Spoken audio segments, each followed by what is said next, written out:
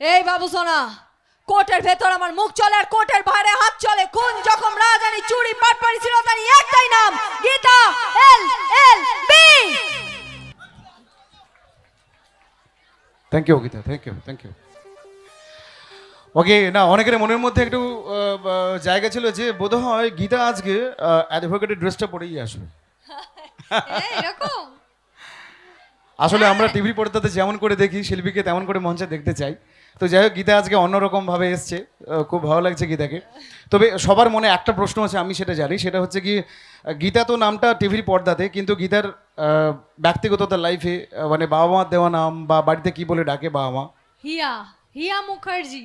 হিয়া জানে মুখার্জি। অনেকেই নিশ্চয়ই জানেন, তাই না?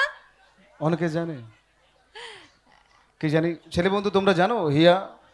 হ্যাঁ, ওসব জেনে বসে আছো, তা আমাকে কেন বলতে বললে ভাই? বলে দাদা জানি তুমি মিজি মিজি সব বক বক করছো, আমরা জানি সবাই হিয়া। হিয়া মুখার্জি এই পর্বে আমাদের মঞ্চে।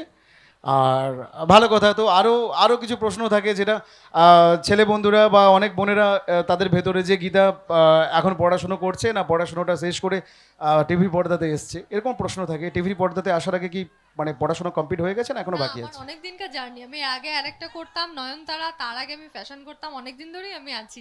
অনেক দিন ধরে? হ্যাঁ। তাহলে সেই কথাটা বলে ফেলো যেটা সবাই শুনতে চাই, বাড়ি কোথায়? বাড়ি কলকাতা। এই কলকাতা তো অনেক বড় জায়গা। রুবি। রুবির কাছে? হ্যাঁ। ও মা, এই কদিন আগে রুবিতে গেলাম তো। ও, এ বাবা, জানলে তো যেতাম তাহলে। ঠিক আমি আছে। তো থাকি না। টালিগঞ্জে এখন বর্তমান ব্যস্ততম শিল্পী গীতা। আর গীতা যেহেতু গান আমরা শুনেছি, আর গীতার গানের সাথে সাথে যে ডায়লগটা খুব ফেমাস, সেই ফেমাস ডায়লগ এবং তার সাথে আরও কিছু ডায়লগ অনেক বন্ধুরা শুনতে চান, কারণ অভিনেত্রী যখন মঞ্চে আসেন তার ডায়লগ তো শোনার ইচ্ছে হয় সবার। মানে মঞ্চ থেকে টিভি পর্দাতে একরকম, মঞ্চ থেকে একরকম। একটু ডেলিভারি করতে বলবো জাস্ট। এই বাবু সোনা, কোটের ভেতর আমার মুখ চলে আর কোটের বাইরে হাত চলে। কোন যখন রাজানি চুরি পাটপাড়ি ছিল তার একটাই নাম, গীতা এল এল বি।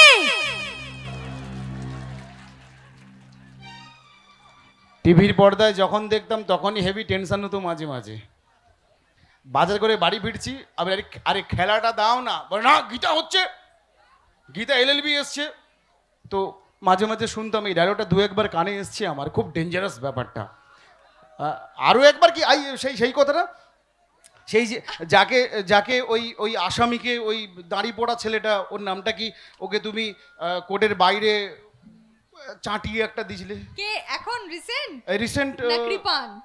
না, একটা দাড়ি করে ছেলেটা। হ্যাঁ, ওটা ক্ষিতীশ। রিসেন্ট? হ্যাঁ হ্যাঁ হ্যাঁ হ্যাঁ, রিসেন্ট খুব। হ্যাঁ। এই দু একটা এপিসোডের আগে রে বাবা। হ্যাঁ, ওটা কি আসামি মেন? ওটাই আসামি। মেন মাল ওইটা। হ্যাঁ। ওকে হ্যাঁ ধরবো আমি, ওকে এখনো সুযোগ পাচ্ছি না, বাট হ্যাঁ। ওকেও ধরতে হবে। হ্যাঁ। কৃপানকে যেমন ধরেছি ওকেও ধরতে পারবো তো? তোমার শ্বশুরটা কিন্তু হেভি মাইরি। তোমার শ্বশুরকে আমার এত ভাল লাগে, আহা হা হা। শুধু শ্বশুরের দাড়ি আর গপটা পড়ে দিলে মাল পুরো মহিষাসুর হয়ে যাবে। হেভি মাল। মালে চুল পুরো কালো, মালে এই দিকে জুলপিগুলো সাদা সাদা, হেভি ডিজাইন। মানে গীতা কোনো ফ্যাশন করে না, কোট পরে, কোনো মেকআপ নেই, কিছু নেই। আমাদের মানে আমাদের নারী সমাজের লড়াকু একটা নেত্রী আমাদের, সেখানে তার কোনো মেকআপ নেই। তো শ্বশুর দেখো মেকআপ করে, এখানে মাল সাদা এখানে কালো, ডিজাইনটা হেভি। এই শ্বশুরের সাথে ঝগড়াটা হেভি হয় না? তাই না? বলবে না শ্বশুর, বলবে না বৌমা, হয়তো শ্বশুর আর বৌমার মধ্যে কোনো প্রেম প্রীতি হয়ে গেল, মানে বৌমা তাকে রিলিভ করে দিল যে ঠিক আছে শ্বশুর মহাশয়, আমি আর তোমার এগেনস্টে কেস লড়বো না, তুমি যা বলবে তাই শুনবো। পরের দিন সকালবেলায় শ্বশুর বলবে, বৌমা একটু চা করে দাও তো। তখন গীতা কি বলবে? বলে চা নয়, না না চায়ে দুধ দেবে না, একটু বিষ দিয়ে দেবে। তোমার ডায়লগ শোনার জন্য সত্যি কথা বলতে আমরা কোনোদিন না কোনো ধারাবাহিকের নায়িকা বা নায়ককে এভাবে ডায়লগের আবদার কেউ করিনি আমরা। কিন্তু গীতার কাছে প্রত্যেকটি দিদিরা মায়েরা যারা আছেন আজকে উপস্থিত, শুধুমাত্র গীতার মুখ থেকে ডায়লগ শোনার জন্য সবাই ব্যস্ত। এটা আমার বিশ্বাস, এটা আমার বিশ্বাস। তো আরও যদি ডায়লগ হয় কোনো অসুবিধা নেই আমাদের। এখন তবে একটা কথা বলবো তোমাকে, কিছু মনে করবে না তো? সেটা শোনার পর বলবো। না দেখো, আমরা ছেলেরা খুব ভদ্র ছেলে, কি? মনে কোনো পাপ নেই আমাদের। আচ্ছা। কিন্তু যার ভাগ্যে এরকম উকিল বউ জুটবে তার কি অবস্থা।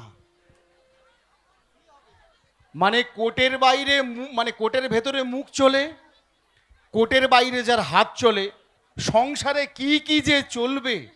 আপনি উকিল বউ হলে কেউ, আপনি যদি স্বামী হন আপনি তাকে কি বলবেন? কিছু বললেই তো জেলে ফেলে ঢুকিয়ে দেবে, কিছু বলা যাবে না। যাই হোক, এই বোনেরা চলে এসছে, তাহলে কি গান এই পর্বে শুনবো তোমার কাছ থেকে? এসে গেছে, আমি গানটা গেয়ে নিয়ে, খুব বাজে গাই আমি জানি, তাও গেয়ে নিয়ে আমি তারপরে বলবো ডায়লগ। না না না না না, এই গীতা খুব সুন্দর গান করে। কে বলেছে বাজে গান করে? এই ছেলেরা কে বলে? আমি বলেছি, আমরা বলেছি ভালো করি। সুন্দর গান করে গীতা, সুন্দর গান। ওকে, ভুল হলে তোমরা মানিয়ে নিও, আসবো।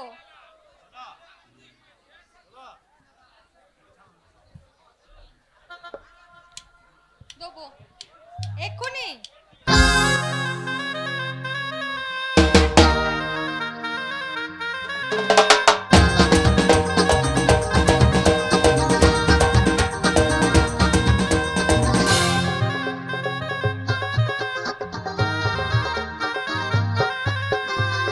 এতদিন ভাবছি কবে তোমার দেখা পাই, ছিল 0% বেকার জীবনটা।